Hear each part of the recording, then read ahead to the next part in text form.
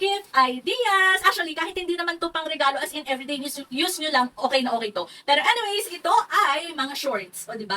Ito ay unisex, pero perfect to syempre sa mga lalaki. So, ito ay may iba't ibang kulay. Bago ko pala ipakita sa inyo ang bawat colors nito ha, ito lahat ay 300 pesos lang for 4 pieces. So, kumuha ako ng dalawa. So, ito ay 8 pieces lahat. Meron pa ako ditong dalawa. Pero hindi ko na ipapakita kasi doble-doble lang yung kulay nito. Pero anyways, ito na nga, ipapakita ko na sa inyo ang iba't ibang kulay ng mga shorts. So, meron tayo dito na khaki.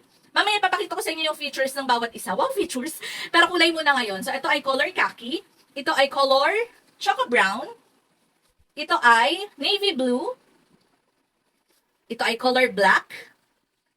Color maroon.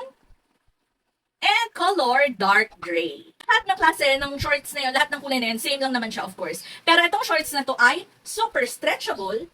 At pwera pa dyan, meron siyang pockets. At hindi lang siya basta pockets dahil de-zipper siya.